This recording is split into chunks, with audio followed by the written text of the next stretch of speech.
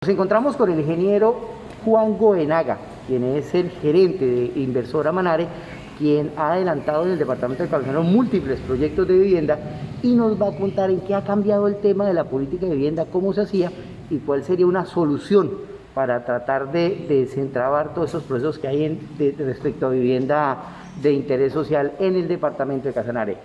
Ingeniero, muy buenos días. Sí, muy buenos días. Gracias por esta oportunidad para expresar parte de las dinámicas que se han venido desarrollando a nivel del sector constructor. Nosotros ya llevamos más de 20 años haciendo viviendas, desarrollando proyectos propios e inclusive haciendo algunas alianzas con los departamentos, los municipios, para desarrollar la política de vivienda. Y pues en lo que hemos visto a lo largo de este tiempo, la dinámica ha cambiado. Antes los municipios o los departamentos para ejecutar un proyecto de vivienda debían tener pues el 100% de los recursos y asignarlos a través de un subsidio 100% regalada a la vivienda. Más adelante se empezaron a sacar, hubo unos programas que implementó el mismo gobierno nacional y lo acogieron los departamentos y municipios, que era el ahorro programado, donde aproximadamente ya antes era el 100% de la vivienda la que era subsidiada. Después le dijeron a las personas: ustedes deben tener un 10% del valor de la vivienda y nosotros le damos el 90%. Obviamente la disponibilidad de recursos de los municipios y de las entidades ha disminuido, y eso hace que el desarrollo de este tipo de programas ya no dependa de los recursos únicamente públicos, sino también de la posibilidad que tienen los beneficiarios o los particulares de acceder a otro tipo de subsidios y complementarlos. Es así como en este momento el gobierno nacional tiene un programa que se llama Mi Casa Ya. Las cajas de compensación también asignan algunos recursos. Entre la suma y hay concurrencia de subsidios, que eso tampoco antes sucedía. Claro. Ingeniero, básicamente lo que se está planteando ahora es que son ustedes, los constructores, los que construyen, valga la pena la redundancia, y hacen y generan los proyectos y hacen esa oferta al ciudadano.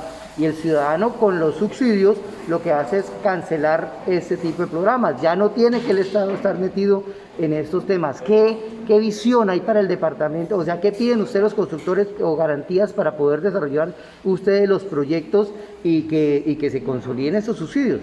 Hay una idea que yo he venido tratando de implementar a nivel de los departamentos, y es que la confianza debe crearse de lado y lado, no solo la parte del constructor que pueda tener los recursos suficientes, el músculo financiero para adelantar el proyecto, sino también la disponibilidad de los recursos de los municipios y a través de los subsidios que lleguen oportunamente y sean ejecutados de manera oportuna. Entonces, en este momento, si se hiciese a través, por ejemplo, del Fondo Financiero, el Instituto Financiero de Casanare o el fondo de la alcaldía sea el que desarrolle el proyecto, al interior de esas instituciones es donde deberían ir destinados, por ejemplo, se giran los recursos directamente a esas entidades con un fin común, que es el de darle el subsidio a determinadas personas.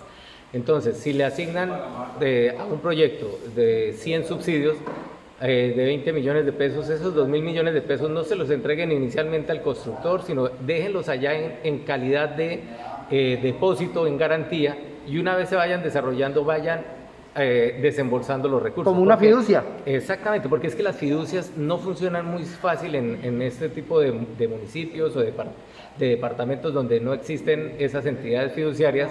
Entonces, crear, por ejemplo, ir uno a la fiduciaria Banco de Bogotá a que establezca que una fiducia de esas características, no lo hacen, porque para ellos no es rentable, no tienen la capacidad logística para hacerlo. Entonces debemos, a través de esas instituciones, generar esos espacios, y nosotros con esa garantía podemos ahí sí solicitar créditos o colocar algunos recursos de parte nuestra que dinamicen precisamente la construcción, porque si no llega a tiempo el recurso, eso es lo que da el traste con los proyectos. O sea, usted lo que dice es garantizar el cierre financiero, que el constructor después no esté detrás del alcalde o del de planeación de turno o el Claro. de jefe de vivienda de turno diciéndole: oiga, hermano, ya hicimos la vaina, colabórenos, sino cómo se tiene que hacer.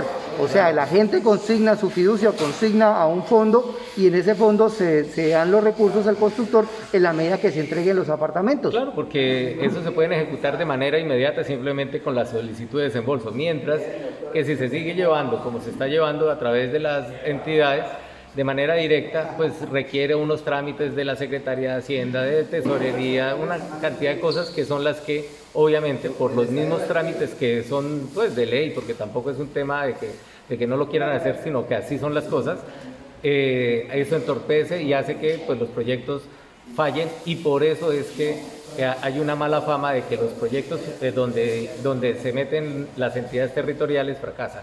Y es por eso, por la falta de oportunidad en asignarlos. Ingeniero Goenaga, ¿qué perspectivas hay en Casanare? ¿Cómo Casanare sigue siendo atractiva para ustedes los constructores? ¿Vale la pena invertir en Casanare, en construcciones? ¿Cuáles son los municipios? ¿O por qué se ha frenado tanto esta inversión? Precisamente por lo que hablamos en el foro que hicimos acerca de la Oficina de Registro de Instrumentos Públicos, donde no se encuentran los trámites demasiado rápidos, pues también en los municipios existen algunos problemas de, por ejemplo, disponibilidad de suelo. Si nosotros no tenemos en este momento una política de disponibilidad de suelo para vivienda de interés social, pues con los precios que se están alcanzando en este momento los predios, pues es imposible desarrollar una política verdadera de vivienda. Entonces, la disponibilidad del suelo más la cantidad de personas que van a requerir, es que el tema de vivienda no es un tema que se agote.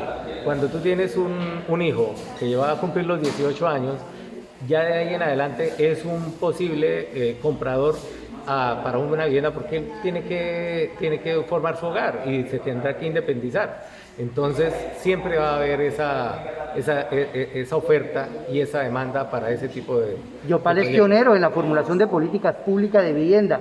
¿Sirve para algo ese tipo de formulaciones? Claro, cuando hay un interés de parte gubernamental, las cosas funcionan mucho mejor. Cuando el constructor se va solo, encuentra precisamente algunas talanqueras, como hablamos acá, y de eso depende pues, las políticas de vivienda. Lo que hay es que darle las herramientas también. Las políticas de vivienda que se han realizado acá han sido de buena fe, pero les ha faltado los 5 centavos para el peso, que es precisamente ese fondeo, el poder garantizar los recursos de una manera diferente a como lo han venido desarrollando.